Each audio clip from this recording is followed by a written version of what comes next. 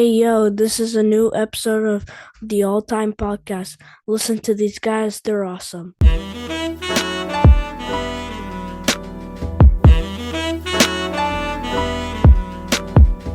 Welcome to a new episode of the All Time Podcast. I am your host, the salt of the earth, Stephen Alltime, with my co-host this evening. Yo, I got why you off guard. the salt? What the Then hell? I'm the pepper of the fucking sky. What the fuck Yeah, is this? The salt I of the don't earth. know what the salt of the earth. I kind of like it though. It's because he's always salty. He's always salty. It's your favorite co-host, bro. Your favorite co-host is here. The best French Canadian accent since René Lévesque. I said it before, but is the best one. Why not since Jacques Cartier? You never use like the bridges and stuff like that. No, because he wasn't French Canadian. He wasn't? Have you ever heard Jacques Cartier speak? No, I just know he's a bridge in Montreal. Oh yeah, he's a bridge. The individual, ladies and gentlemen, is a bridge. René Angeline. The best French Canadian accent is René Angeline.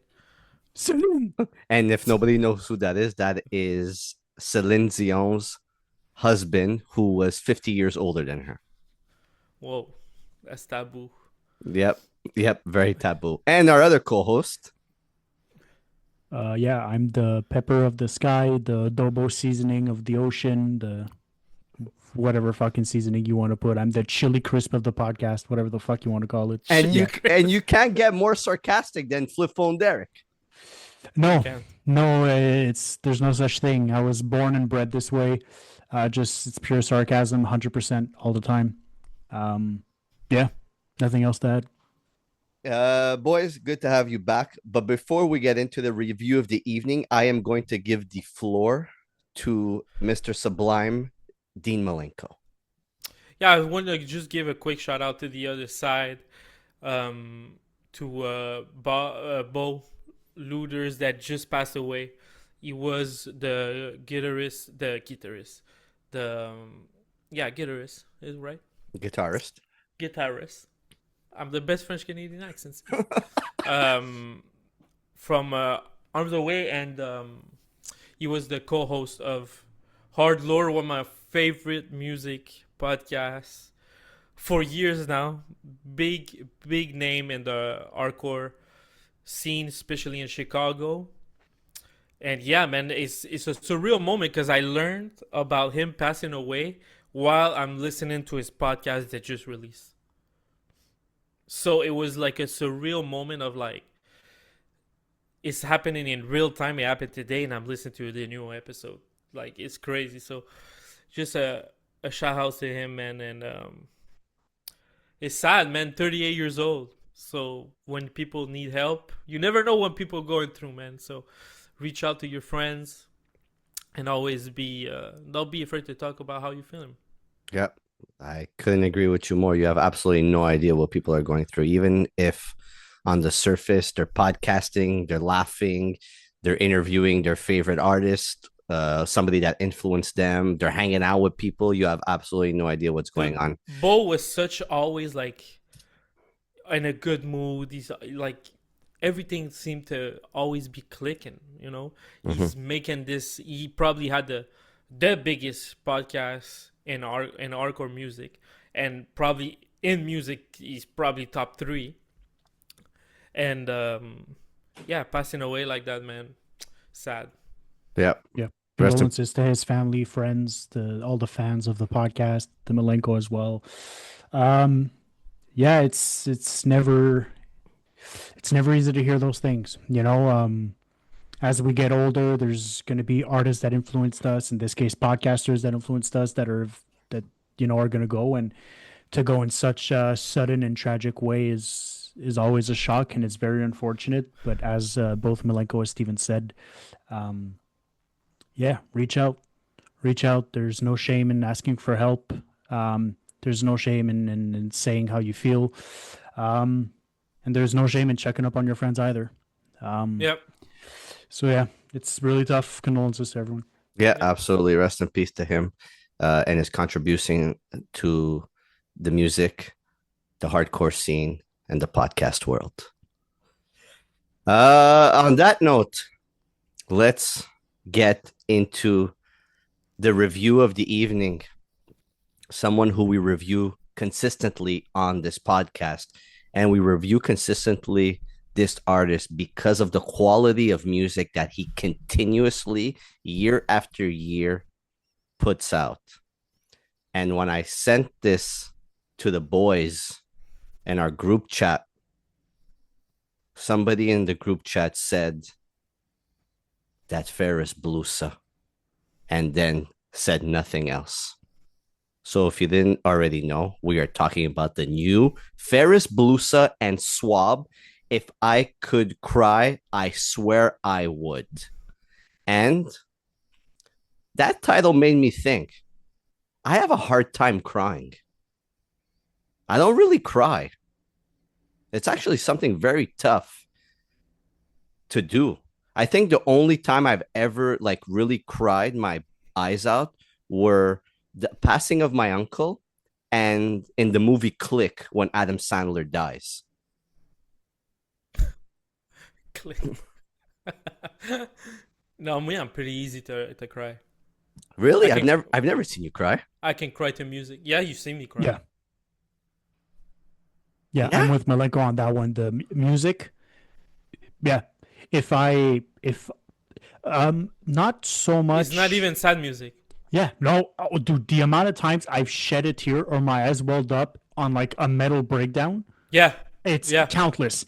That's countless. Exactly it. Yeah, it's countless. Watching a live performance, just watching, or even sometimes really enjoying a project. Yep. Just talking about the project and how the project made me feel is enough to get going. I love music. I'm someone that I feel my music. I connect with music on an emotional level. With the best music I really enjoy, I connect with it on an emotional level. Crying to music, crying to art is not a problem. And Steven, you did cry whenever your Mona passed away, I believe. Oh, when my cat died. Yes, I did. Good call. So death is something that I usually, cry to. But yeah. Oh, I can cry to I can cry to the gangsters music ever. It's just I feel like the reminiscent, and then like, oh my god, I love this song, and I start crying. I don't remember last time I cried for a review though. I don't know. I don't remember. Last song that made me tear up was a cover of a Bring Me the Horizon song. Really? That's by this girl. She's really been popping all over her socials. Her name is Mafra, Maphra. She did a cover of a Bring Me the Horizon song, Doomed, which already to itself, from a lyrical perspective, is an absolute beautiful song. Yeah, she fucking kills it. I'll send it to you guys, but she absolutely slays it. I think the first or second time I listened to the new Despise Icon, I had teary eyes because I was like, oh, this is exactly what I like. Probably at the apparition or something. Yes, it's the apparition. I was like, oh my god, this is exactly what I wanted. But the last time that I really cried tears on a listen is Kendrick Lamar. Kendrick Lamar, Mother Eye. Like it just randomly started playing in my car, and I was looking for a parking, and dude, I listened to the whole song, and I was like fucking crying. I was like, wow, what a fucking song. Wow, I'm just over here acting like a tough guy, not really talking about my emotions, talking about death, and that's when I cry, and you guys are here with emotion. I cry to music all the time. Yeah. Huh. You know what? That's very interesting. Maybe I'm that much of a cold dude. I can cry if you give me in a good moment. Let's say I haven't listened to Druggies with Hose, and maybe a couple, I would cry to it because I get so emotional rapping the verses of Absol and Schoolboy Q. I'm like thinking about them in 2013, and it gets me fucking. So it's more crying of joy and happiness. Yeah, because I like it because it passes. Like if I start to explain a verse that I really like to someone I don't know, I might get teary eyed. Yeah. And be like, listen to this. Oh my god. Yeah. It happened to me with a Cameron verse. with a Cameron verse. I was explaining it to Elo and his boyfriend Thomas. I was driving and I'm like, listen to this fucking verse, and I was like fucking almost crying. Explain it to them. Okay, yeah, whatever. Sometimes it's an accumulation of everything. Live music, when I go to a concert and I'm like really feeling it, like I can't wait to see a band live, and they get there, I get it. Like I just went to see President with Bad Omens a few weeks ago. And I was really looking forward to seeing President live. And as soon as they came on stage, like the shivers, like the emotions. I didn't cry, but like I felt myself getting emotional by how excited I was. Derek is like me. Moi, last show I went to see Kate Le Bon. When Kate Le Bon walked on stage, and people like, I got teary. I was like, oh shit. And when she did like my favorite songs, I was like, oh shit. Yeah. Despite Icon, I was in the mosh pit, okay? And I got full-on shivers everywhere. Like, I got full-on shivers while I'm hitting people.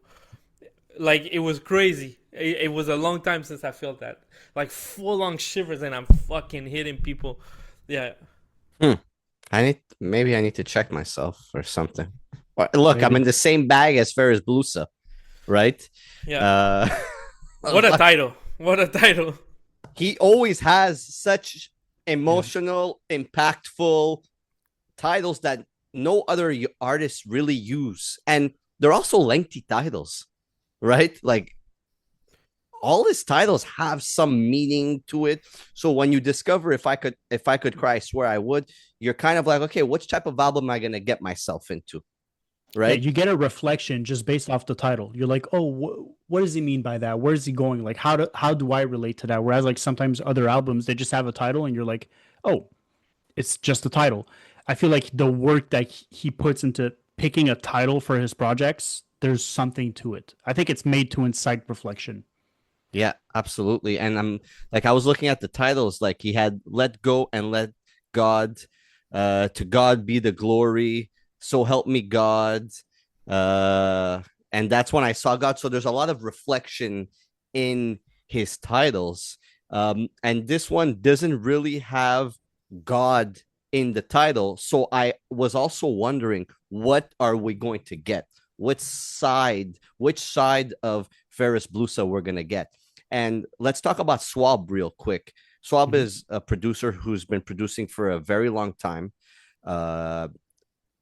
When you see the name Swab, you're going to get some scratches. You're going to get some boom bap influence. So that was something else when I looked at it that got me really interested in the project that we were going to get. So let's get into it. 9 tracks, 27 minutes. That is, to me, perfect. We're going to start off with the first track, and I'm going to throw this over to Derek. And the reason I'm going to throw this over to Derek is because of how impactful this first track is. Yeah, I think just let me talk on a personal level here. I think for me, just how impactful Ferris Blusa has been in my hip hop journey personally. And I could easily say this, Ferris Blusa, since I've been listening to hip hop music, especially this underground hip hop music, has been my go-to artist.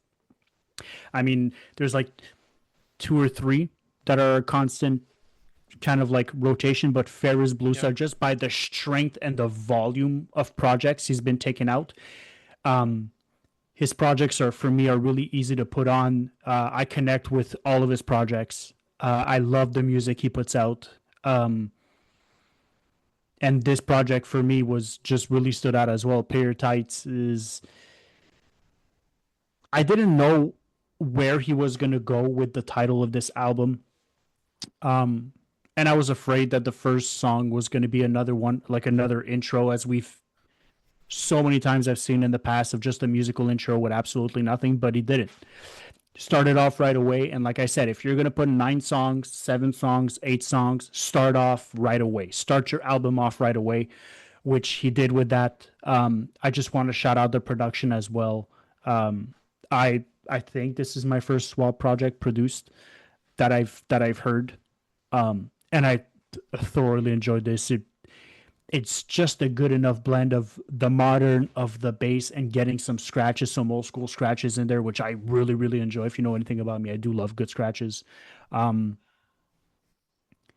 yeah, I honestly, I The switch of flow he makes mid is song. Ugh. it's just nasty. I don't even know what to say about Ferris Blusa anymore. Like the way Steven talks about Mickey Diamond is the way I feel about Ferris Blusa. Like for me, the guy just can't miss. From his flow to his lyricism to the content, His voice. his voice is just that Perfect perfect voice. Yeah. tone. Yeah. Even from a a performance aspect, he doesn't perform with extremely high energy as maybe some of like the other projects we've listened to earlier this year, but he gives a performance. He's not just there coasting. He gives a performance, but he gives a very, I think that's the beautiful thing about Ferris Blusa as well, is he is always so calm and measured and in control. He kind of strikes like an authoritative chord in the sense of like he never seems like he's overwhelmed or out of control. He seems like he's always perfectly poised and perfectly in control of everything that's going on, while at the same time delivering energy but being calm about it. It's a strange, he's in the zone. It's the best way I can describe it. It's like Yeah. a hockey player. Whenever he's got momentum, everything seems to come easy for them. And we'll make a hockey analogy. It's like watching Cole Caulfield. It's the same thing. 29 goals. Cole Caulfield right now is like at what? Like he has a goal and 19 goals in his last 20 games, and every time he He's scores, got it's effortless. 27 goals in his last 26 game. What the fuck? It's insane. It's insane. It's effortless. It's effortless, and he acts like someone that it's effortless for him to do this. And this first track, it starts off just with a Heavy. heavy. Malenko mentioned the flow switch. The beat is hard. That's how you start off an album right away, and that's just a snippet. That's just a taste of what's of the rest to come. Listen, if you listen to this, you're like, oh damn, this is gonna be hard to beat. And then the second song, the third song come on, you're like, oh fuck. Okay, it's one of those projects. Yeah. What'd you guys think about it? Oh, I want to go first, and I'll give it to Malenko. Just we mentioned Malenko is somebody who's very. He always says that the rappers do the same thing at the beginning. There's like that intro that is 1 minute, and you get nothing. You get nothing. He came on here with a chip on his shoulder from the jump, and the beginning is in your face. It's impactful. Swab gave him such a I don't know how you call it, like walkout music. Like if you haven't heard me this strong, you're gonna hear me this strong. Like I'm coming for you. And like it just this is what an intro is supposed to be on an album. You're supposed to hit somebody in the face right off the bat to make you wonder what you're gonna get next. No, Malenko? Ugh. I mean, it's continue. I'm not gonna. Continue. It's a classic intro. It's the way a hip hop album is supposed to start. Yeah. Though this review is not gonna be long. It's not because it's not because it's. I was thinking about it while I was listening to it, and I'm like, we're not gonna have so much to say. We're gonna talk about the tracks on here, but the dude gave us a project that we want to hear.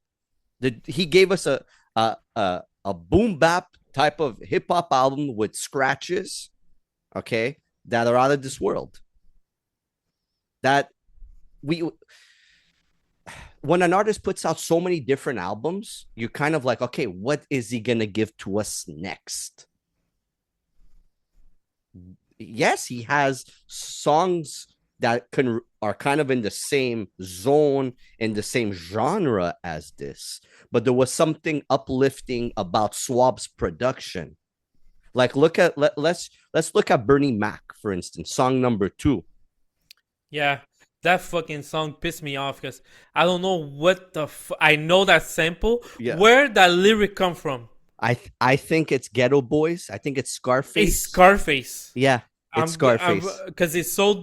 I couldn't. I knew who it was. I know who it. I couldn't find it.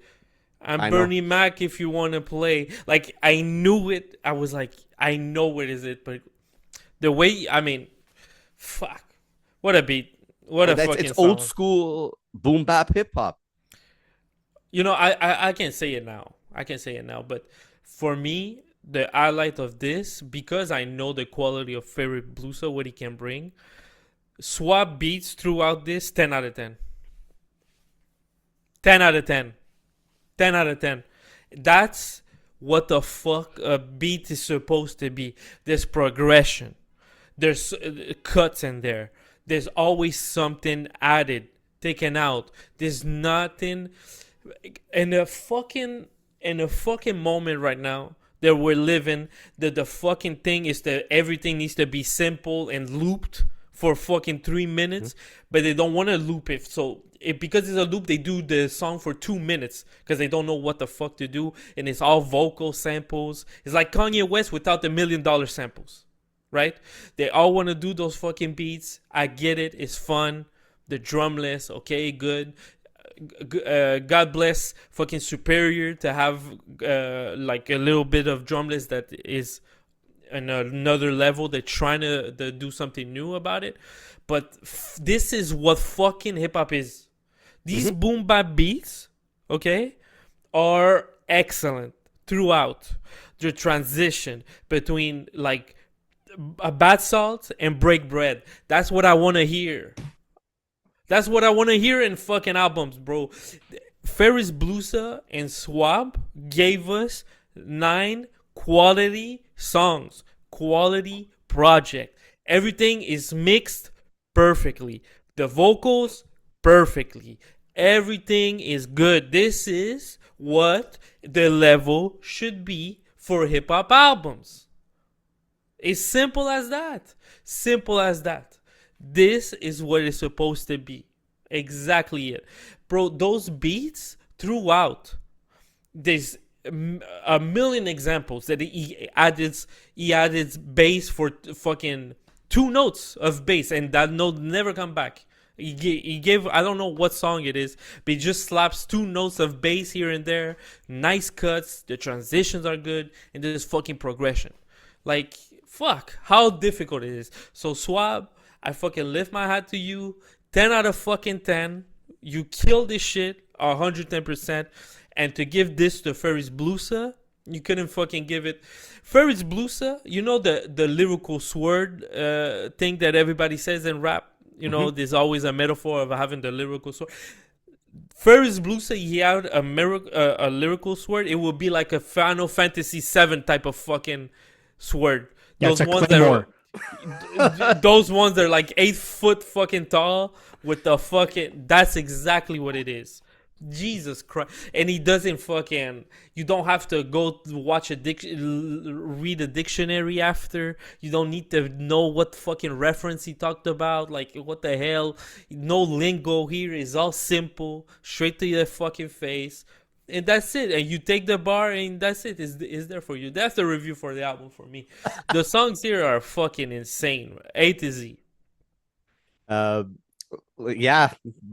That's my review. I can go and just tell me when you finish recording. I can leave right now.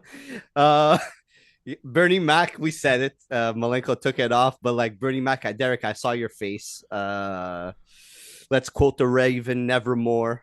Boom bap scratches, that sample. It's, look, we could be wrong. It could be the Scarface sample. It could be the Ghetto Boy sample. I hope I'm not wrong, but that's what it gives me. We get into Night Shift based on true events. The storytelling on here. The storytelling on here. The storytelling on here. Getting to know Ferris Blusa. Getting to know, you know, just the way he broke it down from us. From having to live a certain way. What he had to do. And then just like it's like reading a book. You get your intro, you get your climax, and then you get your ending. And he did it to us perfectly. And you know what that reminded me of? That reminded me of Killer Mike, Scarface type of storytelling on there. Yeah, it's simple, good, and then he wrapped it up with a good fucking hook through and throughout. Super simple, but you do that in a show, is gonna work. Banger of a beat. Yeah, another banger of a beat. Banger of a beat. The whole album, the Swab, 10 out of 10. And 10 out of 10. you know when it's good whenever it's you listen to a 3-minute and 49-second song, almost 4 minutes, and it feels like a 2-minute song. Yeah. Like that's how captivating that song is. Like if you're gonna listen to Pay Your Thighs, you're gonna listen to Bernie Mac, and then Night Shift comes on, and you're just there, and you're like, oh, okay, let me readjust this. Let me listen to what he's saying. And on this whole album, he goes from one thing to the next. He has some slick big boy talk about how he's on top of the game. Then you get a little bit more vulnerable. You get the storytelling. It's just from top to bottom.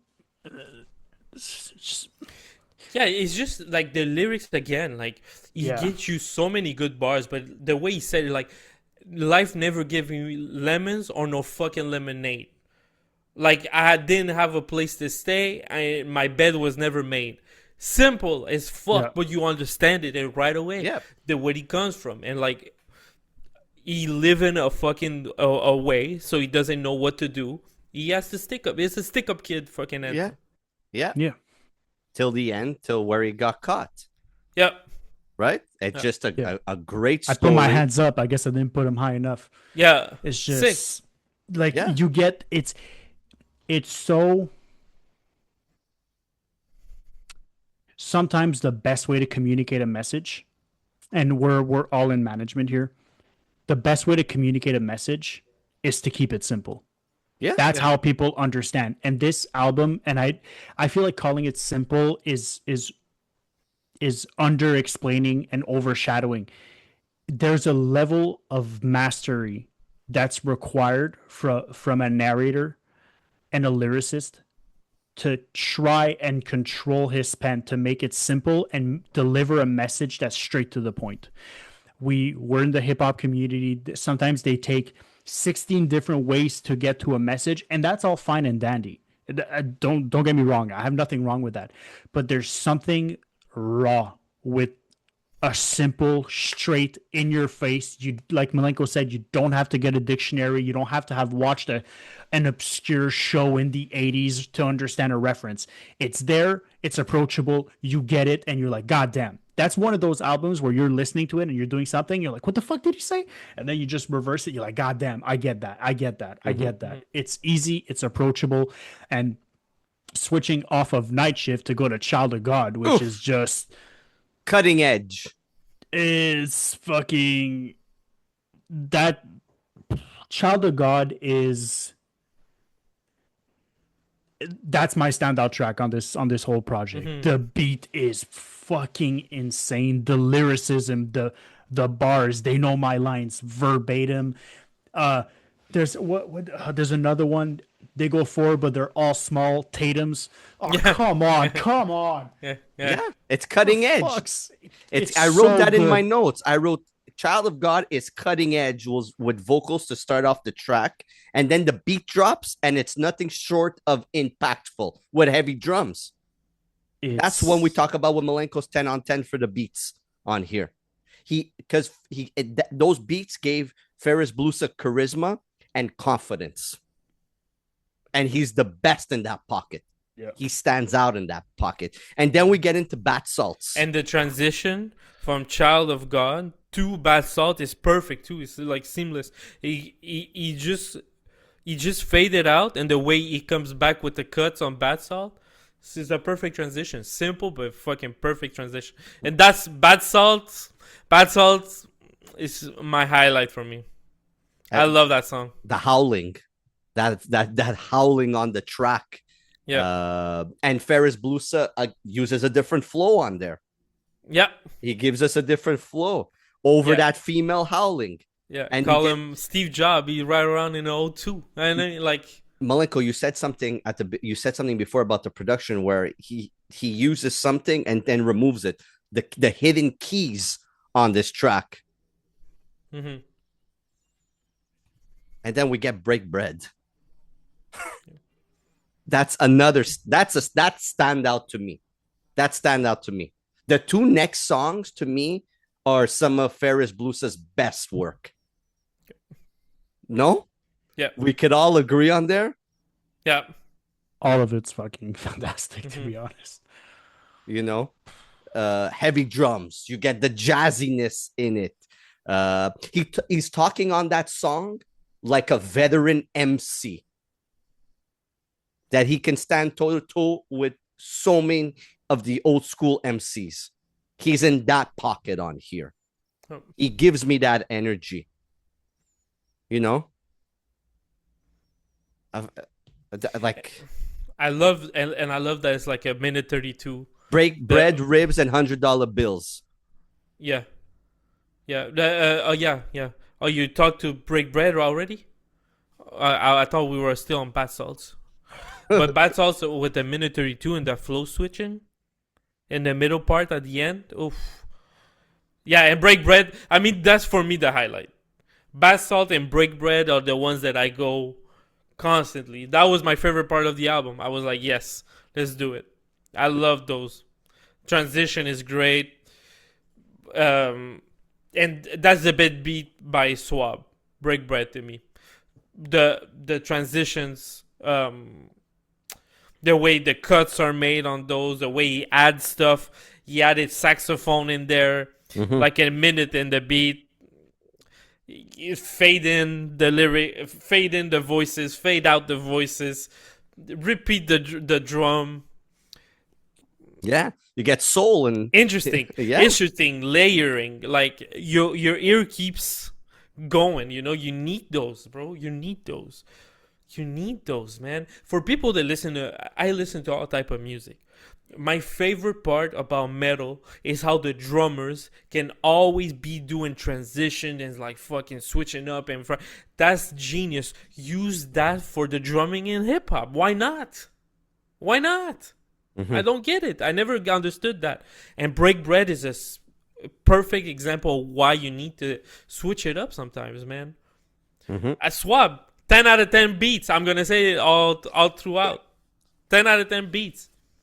False Count Anywhere is my favorite track. Yeah, oh my god. I knew it. As soon as fucking rap and wrestling collide, this fucking guy. I know you wetted your pants on this shit. Pause. I knew it already. Tabarnak. I knew it. I saw Falls Count Anywhere. The lyrics, I went like, this is Steven's favorite song. Yeah. I saw that title. I saw that title right away. I'm like, all he needs is one wrestling reference, and Steven has a boner. And it's just wrestling references. That's all it is. Yeah, it was rock hard the whole time. Yeah, rock hard, throbbing. Can I get into the reason why? Because you guys might be wrong. Yeah, why? Yeah, go ahead. You guys aren't Amuse wrong. us. Amuse us. You guys aren't wrong. But what I enjoyed the most about this, it's like he was step into my world. I'm a better MC than you. That's what this song was. And yes, of course, he went to the Falls Anywhere type of track title and kind of with the wrestling references on here. But it's like the Ferris Blusa of I have the chip on my shoulder. Come at me. It's not going to work. I'm the best MC. That's what we love to hear. And it was over an eerie, thrilling loop with scratches. Fucking love scratches. He just had a talk with the devil and he said hi. He mentioned Gorilla. He mentioned all your shit, bro. You're happy as fuck you must have been. Yeah. I wrote it right here. I write the wrestling lyrics down. Stop the madness. Future bright as Randy Savage. Yeah. I'm active. As a top rope bandit. Before the match, I kissed the canvas. This is the same time that Stunning Steve turned Stone Cold. yeah. That I knew it. I knew it. As soon as I heard all that, I'm like, this fucking guy, Steve is gonna be jumping, breaking everything to this. Yeah. But the beat is again like that backdrop with those drums are crispy as fuck. And it's like fucking, it's dark. It's dark as hell. He's a fucking dark ring in there. Yep. I could have done more with the lyrics, but I just didn't want to botch it as I just botched the lyrics. But yeah, this is my standout track. It's walkout music once again on here. It's heavy.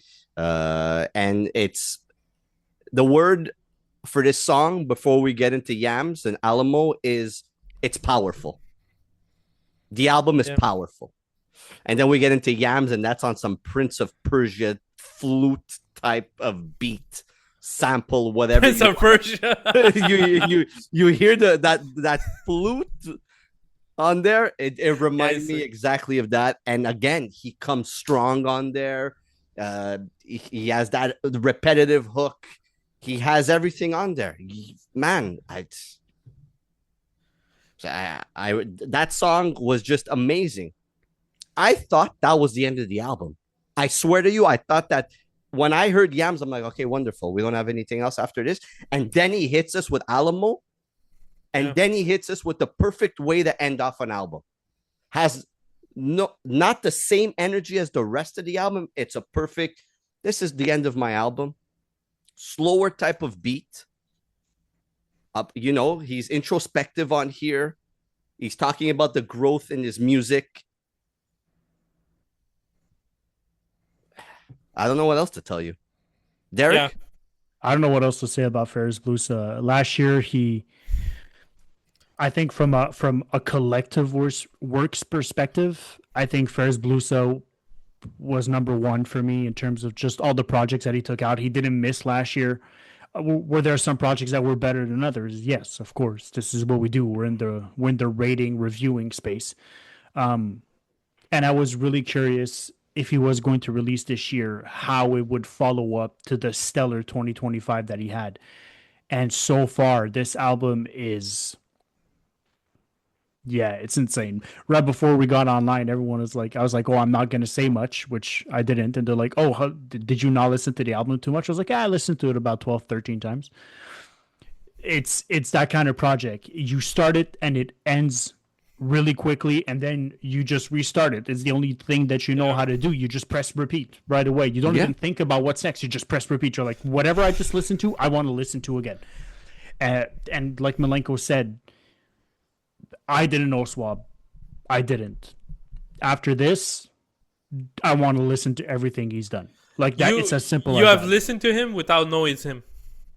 Probably. Yeah. He was on Mickey Diamond's projects. But this whole album from top to bottom, from a production perspective to mixing to a lyricism perspective or performance, it's damn. He worked a lot with Gucci Ghost and Big Ghost. Swab he does. He works out. Oroku Saki is in there with Mickey Diamond. Wasn't built of the day from Rum Street. Like, got a couple beats here and there. But this is definitely his strongest project by himself like this. Fuck, man. I mean, I want Swab and every rapper now to link up. Imagine a Swab Pro Dillinger, like any like that, like. And you know who he would be really good with, and we just reviewed with Flames Dot. With Flames Dot, it would be amazing. And this project right after the Flames Dot Malik, fuck, we got heat. I would love to see Swab with Danielson. Oh, I was thinking the same thing. Yeah, that aggression, that raw, just overall like in your face. Oh, it would be fucking. Yeah, insane. But that's the beauty about hip hop. We always see like these producers and these artists who are like, oh, they should link up, and all we have to do is just throw it in the ether, and we never know what's gonna happen, right? So yeah. Just to finish off with Alamo, we kind of got that classic Ferris Blusa type of ending to an album, and it was great. Malenko, Let's hear the final words from you. Again, I think we did this whole review and we didn't mention my favorite lyric. Here we go. My favorite lyric here is I don't know it word by word, but he said something about he's always been killing mics like Jamie Lee Curtis. Come on, dog. Halloween, fuck, always prepared to kill Mike like Jamie Lee Curtis, something like that. What a fucking, I killed me. An Halloween reference like that. Thank you.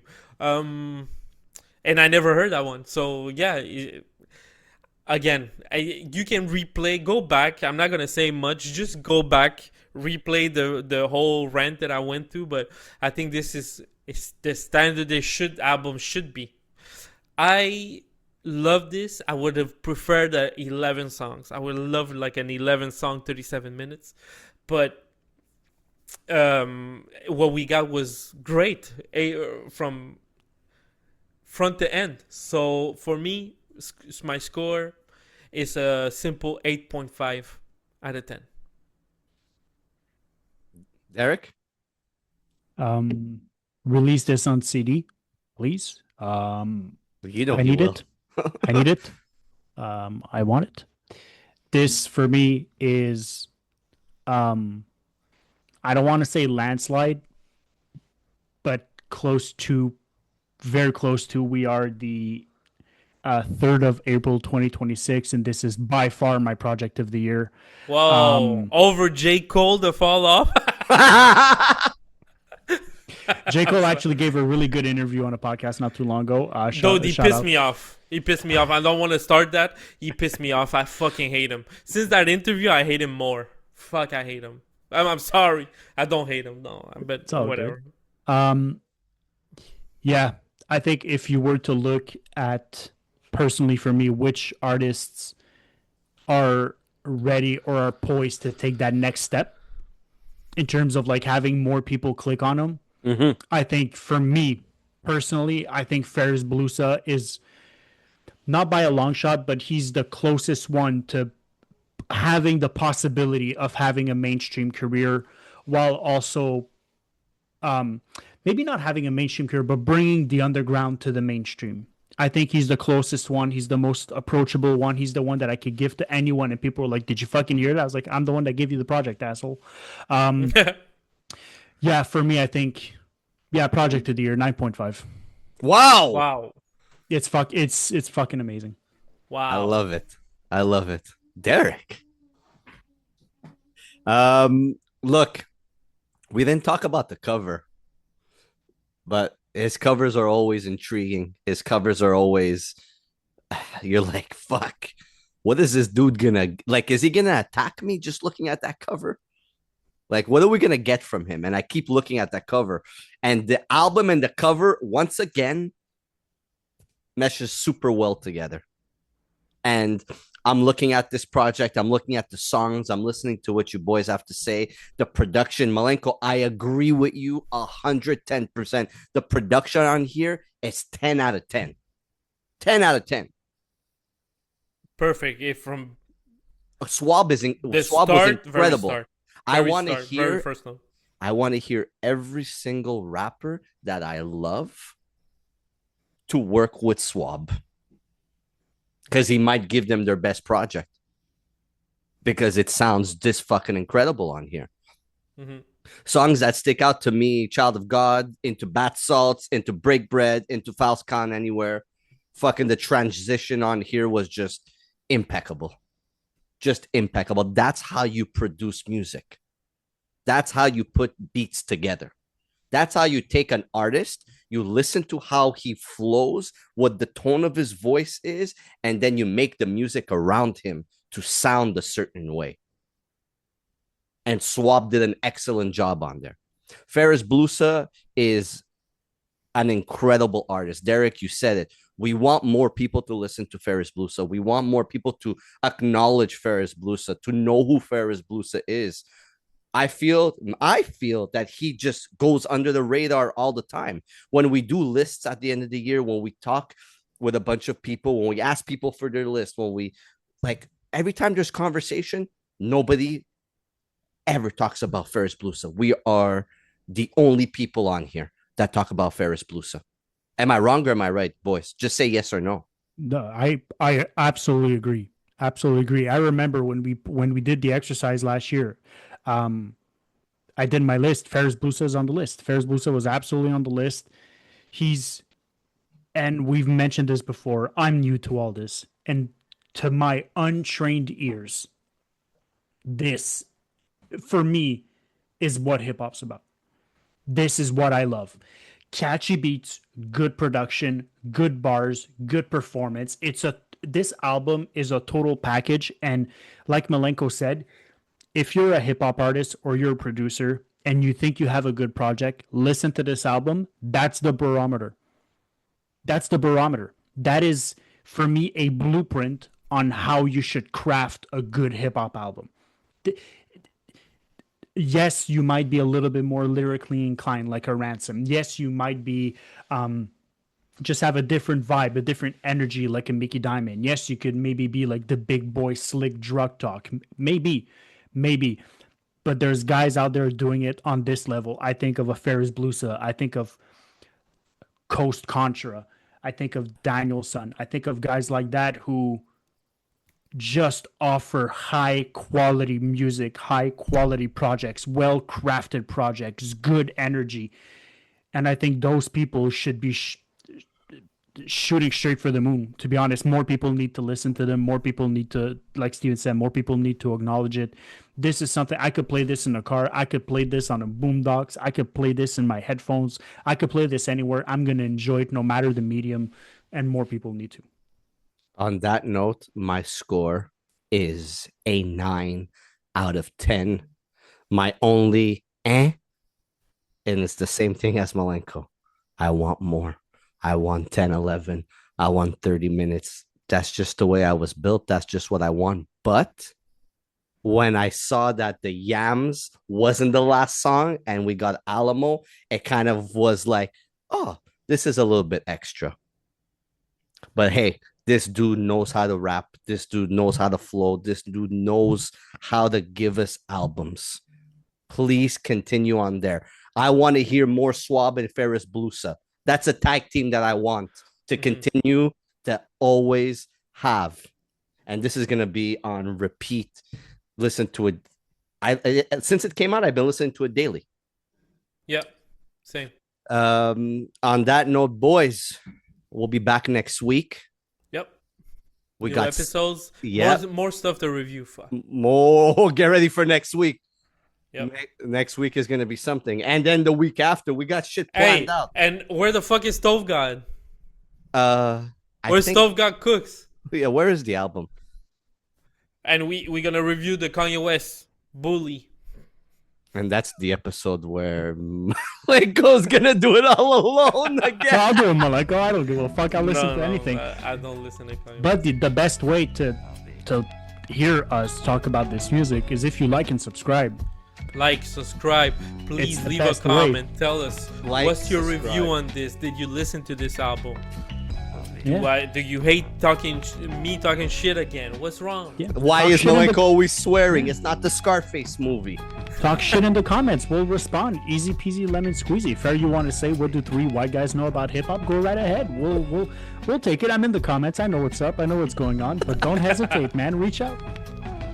On that note, like the boy said, you need to like and subscribe. We are the Rap ESPN. His name is Malenko. He's the dean. He is also the man of 1,000 edits. Oh, yeah, that's old. And we got Flip Phone Derek, not knowing anything about hip hop, but knows a thing or two about hip hop after a year of being on the pod. And I am the salt of the earth. And we are the all-time podcast. Have a wonderful evening.